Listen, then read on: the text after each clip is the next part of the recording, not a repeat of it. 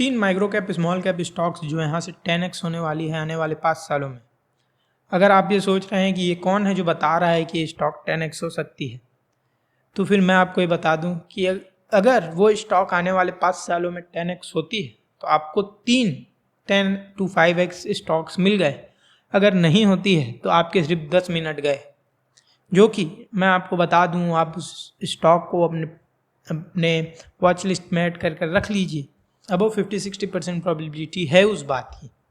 तो वो 3 स्टॉक्स हैं कौन से, आइए स्क्रीन पर देखें और जानें।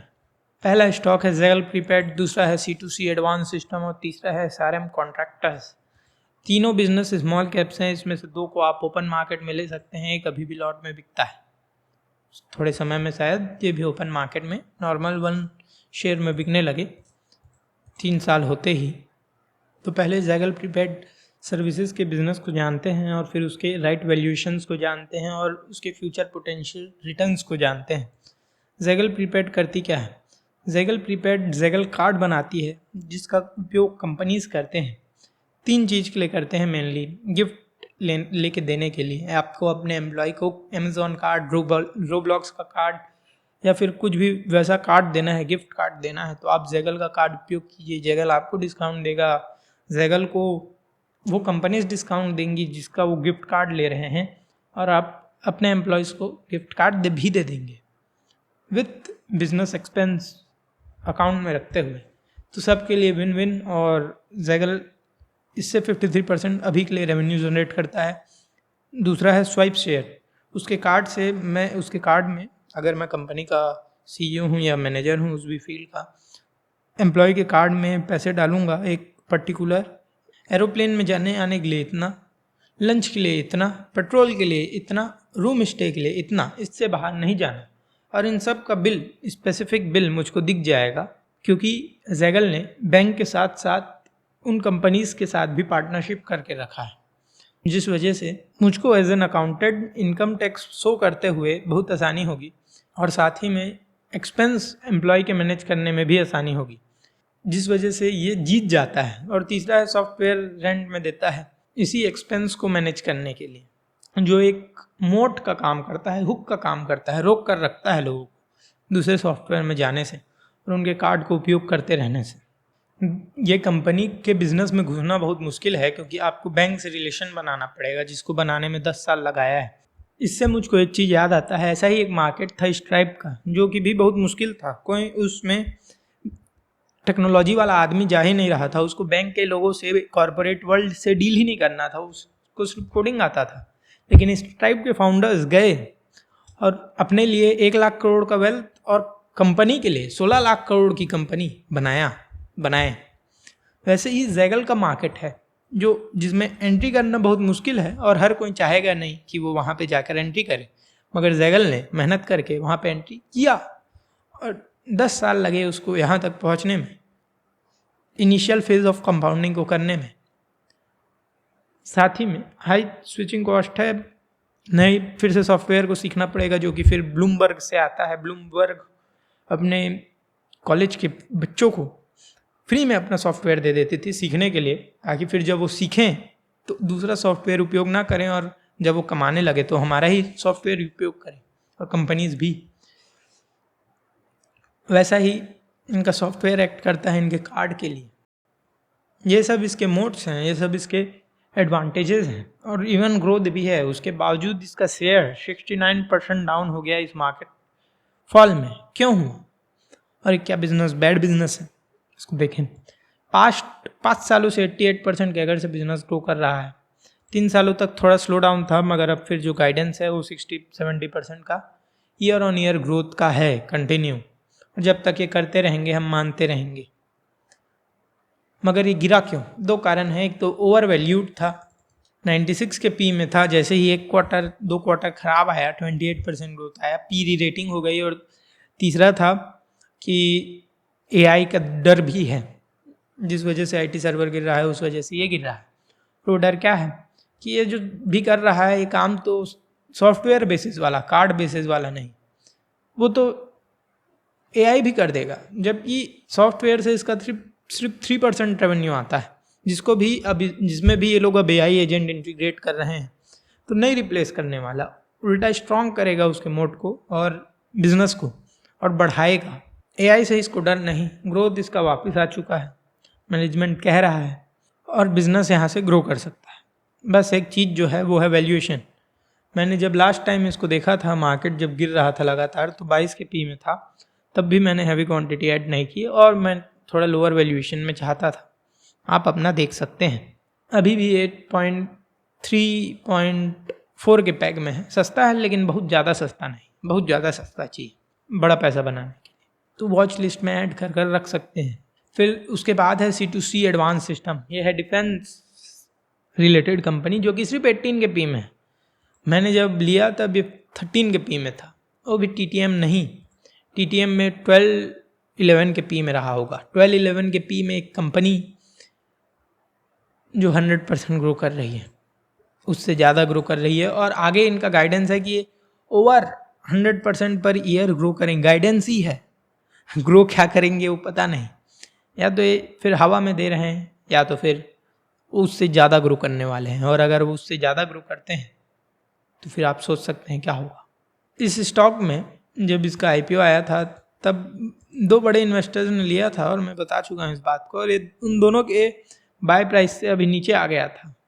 और ये बिजनेस करता क्या है, ये C4I सिस्टम बनाता है जिसको 1.5 लाख लाइन कोड का लिख के बनाया है इन्होंने, और जिससे आप, जैसे मैं कैमरा इस्तेमाल कर रहा हूँ, अभी कंप्यूटर इस्तेमाल कर रहा हूँ, कंप्यूटर्स का विंडोज़ बनाया है, वैसे ही मिलिट्री ग्रेड विंडोज़ बनाया है उन्होंने उनके शिप्स के लिए और प्लेन्स के लिए और कंट्रोल सिस्टम के लिए, कंट्रोल यूनिट के लिए, कमांडर के लिए, जो बाकी सब शिप्स को कमांड करे, जिसको ये अभी तक दूसरे देश में बेच रहे थे और इंडिया में नहीं बेच पा रहे थे जिस भी कारण से।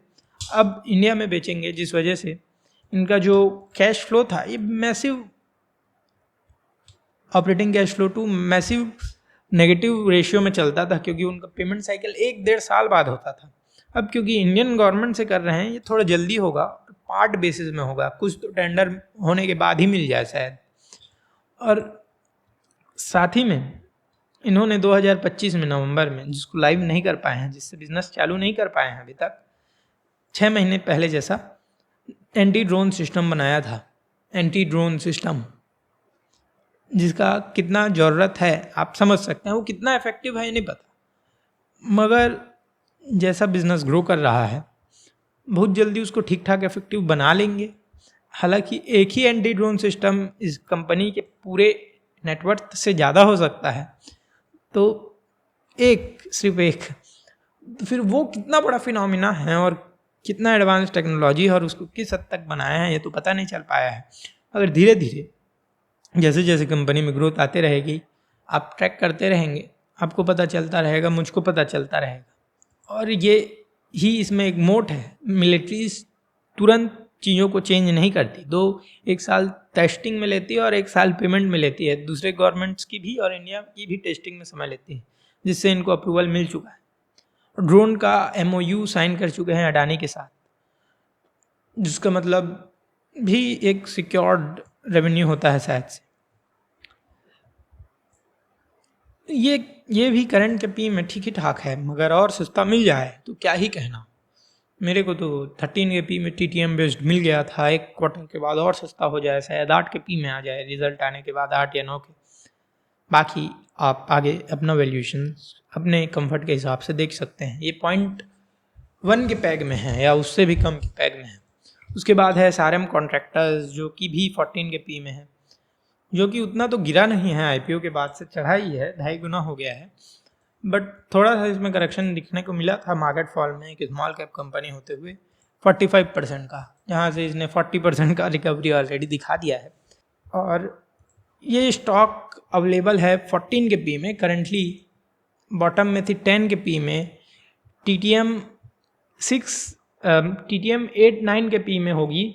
और इसका काम है, बिजनेस है हिल्स में रोड बनाने का। अब यहाँ से भी मैंने किसी किताब में पढ़ा कि USA का जो बिगेस्ट रियल इस्टेट डेवलपर है अभी के लिए, करंट डेवलपर था, बिल्डर था, रिट्स में था, वो वहाँ तक पहुँचा कैसे, उसने उतना बड़ा एम्पायर बनाया कैसे। तो शुरुआत में वो वहाँ बिल्डिंग्स बनाता ही नहीं था, डेवलप करता ही नहीं था, जहाँ बहुत ज़्यादा कंपटीशन था, उसका रेवेन्यू ROE कंपटीशन वाली जगहों का 5-6-10% होता है रियल इस्टेट में।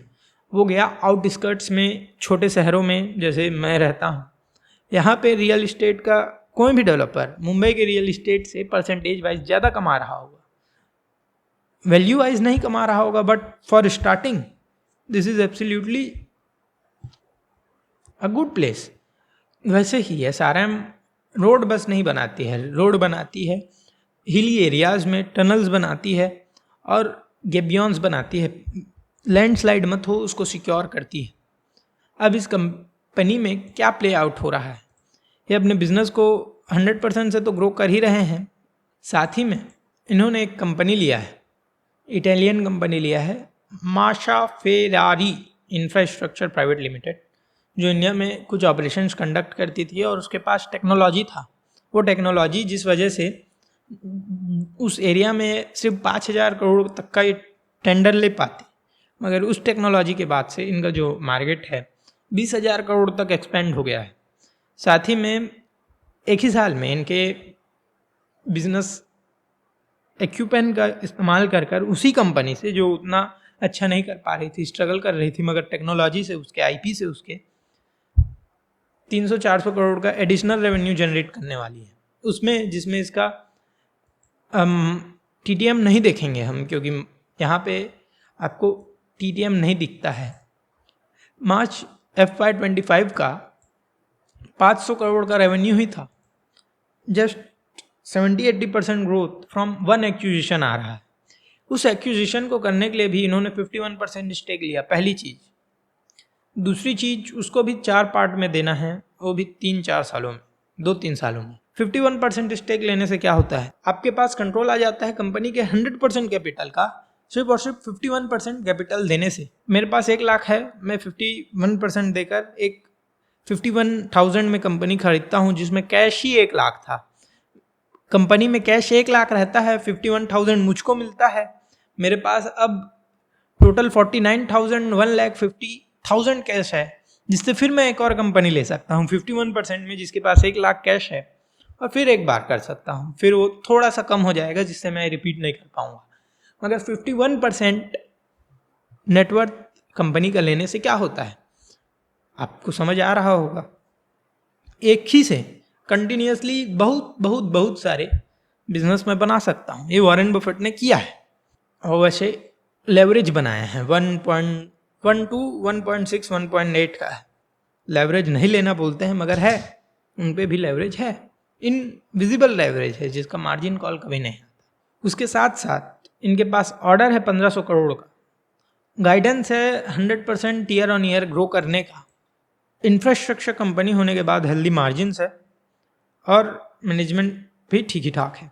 ये 3 कंपनीज हैं जो यहाँ से एक्सपोनेंशियल ग्रोथ कर सकती हैं, और जो आपको देखने चाहिए, वॉच लिस्ट में ऐड कर कर रख सकते हैं।